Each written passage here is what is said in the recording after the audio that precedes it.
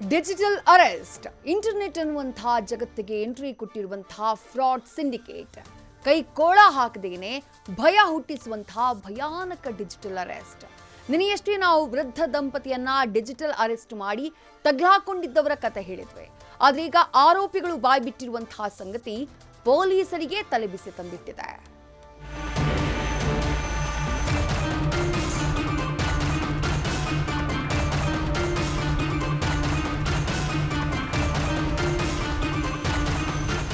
ಈಶ್ವರ್ ಸಿಂಗ್, ನಾರಾಯಣ್ ಚೌಧರಿ ಈ ಮಹಾನುಭಾವರೇ retirement life ನ enjoy ಮಾಡ್ತಾ ಕಾಲ ಕಳಿಬೇಕಿದ್ದ ವೃದ್ಧ ದಂಪತಿಯ ನಿದ್ದೆಗೆಡಿಸಿದವರು.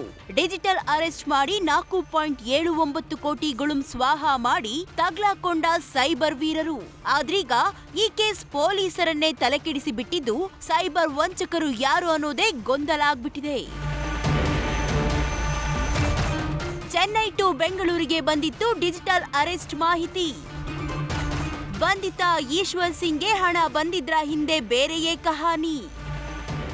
ಡಿಜಿಟಲ್ ಅರೆಸ್ಟ್ ಮಾಡಿದ್ದ ಆರೋಪಿಗಳನ್ನ ಆಗ್ನೇಯ ವಿಭಾಗದ ಸಿಇಎನ್ ಪೊಲೀಸರು ಬಂಧಿಸಿ ವಿಚಾರಣೆ ನಡೆಸಿದ್ದಾರೆ. ಈ ವೇಳೆ ಬಂಧಿತ ಈಶ್ವರ್ ಸಿಂಗ್ ಮತ್ತು ನಾರಾಯಣ್ ಚೌಧರಿ ಹೇಳಿರೋ ಸಂಗತಿ ಪೊಲೀಸರನ್ನೇ ಕನ್ಫ್ಯೂಸ್ ಮಾಡಿಬಿಟ್ಟಿದೆ. ಬಂಧಿತ ಆರೋಪಿ ಈಶ್ವರ್ ಸಿಂಗ್ ತೆಲಂಗಾಣ ರಾಜಕಾರಣಿಯೊಬ್ಬರ ಸಂಬಂಧಿಯಂತೆ. ಹೈದರಾಬಾದ್ನ ಕಾರ್ಪೊರೇಟ್ ಸ್ಥಾನಕ್ಕೂ ಪ್ರಯತ್ನಿಸುತ್ತಿದ್ದಂತೆ. ಆದ್ರೆ ಕೆಸಿನೋ ಆಟಕ್ಕೆ ಅಡಿಕ್ಟ್ ಆಗಿದ್ದ ಈಶ್ವರ್ ಅದರಿಂದ ಲಕ್ಷಗಟ್ಟಲೆ ಕಳ್ಕೊಂಡಿದ್ದ. ಕಳೆದ 3 ವರ್ಷದಲ್ಲಿ 33 ಬಾರಿ ಶ್ರೀಲಂಕಾ ಪ್ರವಾಸ ಮಾಡಿದ್ದ.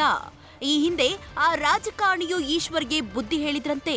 ಇಷ್ಟಾದ್ರೂ ಈಶ್ವರ್ ಇತ್ತೀಚೆಗೆ 25 ಲಕ್ಷ ಹಣ ತೆಗೆದುಕೊಂಡು ಕೆಸಿನೋ ಆಟಕ್ಕೆ ಹೋಗಿ ಸುಮಾರು 15 ಲಕ್ಷ ಹಣ ಕಳ್ಕೊಂಡಿದ್ದ.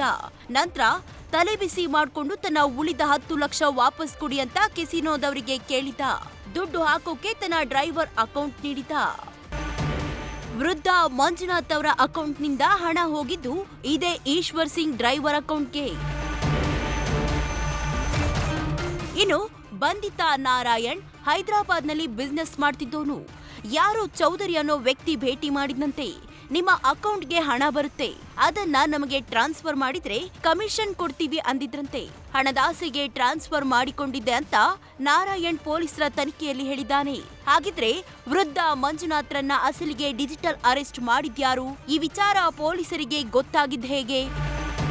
ಇಲ್ಲಿ ವೃದ್ಧ ಮಂಜುನಾಥ್ ಅಷ್ಟೇ, ಅಲ್ಲಿ ಚೆನ್ನೈನಲ್ಲೂ ಇದೇ ರೀತಿ ಓರ್ವ ವ್ಯಕ್ತಿ 56 ಲಕ್ಷ ಹಣ ಕಳೆದುಕೊಂಡಿದ್ರಂತೆ. ಅವರು ಕೊಟ್ಟಿರೋ ಮಾಹಿತಿ ಆಧರಿಸಿ ಚೆನ್ನೈ ಪೊಲೀಸರು ತನಿಖೆ ನಡೆಸಿದಾಗ ಚೆನ್ನೈ ವ್ಯಕ್ತಿ ಮತ್ತು ಮಂಜುನಾಥ್ ಇಬ್ಬರಿಂದಲೂ ಕೆಲ ಅಕೌಂಟ್ಗೆ ಹಣ ಟ್ರಾನ್ಸ್ಫರ್ ಆಗಿತ್ತು. ಈ ಹಿನ್ನೆಲೆ ಚೆನ್ನೈ ಪೊಲೀಸರು ಬೆಂಗಳೂರು ಪೊಲೀಸರಿಗೆ ಮಾಹಿತಿ ಕೊಟ್ಟಿದ್ದಾರೆ. ಅಪಾರ್ಟ್ಮೆಂಟ್ಗೆ ಆಗ್ನೇಯ ಪೊಲೀಸರು ತೆರಳಿ ಡಿಜಿಟಲ್ ಅರೆಸ್ಟ್ ಬಗ್ಗೆ ಹೇಳುವವರೆಗೂ ವೃದ್ಧ ದಂಪತಿಗೆ ತಾವು ಮೋಸ ಹೋಗಿರೋದು ಗೊತ್ತೇ ಆಗಿರಲಿಲ್ಲ. ಒಟ್ಟಾರೆ ಬಂಧಿತ ಆರೋಪಿಗಳು ಹೇಳಿರುವಂತೆ ಇವರಿಬ್ಬರಿಗೂ ಒಬ್ಬರಿಗೊಬ್ಬರು ಪರಿಚಯ ಇಲ್ವಂತೆ. ಹಾಗಾದ್ರೆ ಇವರನ್ನ ಮಿಕಾ ಮಾಡ್ಕೊಂಡು ಇವರ ಹಿಂದೆ ಡಿಜಿಟಲ್ ಅರೆಸ್ಟ್ ನಾಟಕ ಆಡಿದ್ಯಾರು? ಆ ಗ್ಯಾಂಗ್ ಎಷ್ಟು ದೊಡ್ಡದು? ಅವರು ಎಲ್ಲಿಂದ ಆಪರೇಟ್ ಮಾಡ್ತಾರೆ? ಶ್ರೀಲಂಕಾದ ಕೆಸಿನೋಗೂ ಅವರಿಗೂ ಏನ್ ಸಂಬಂಧ? ತನಿಖೆಯಿಂದ ಇವೆಲ್ಲವೂ ಬಯಲಾಗಬೇಕಿದೆ. Prajwal Nittur, news first, Bengaluru.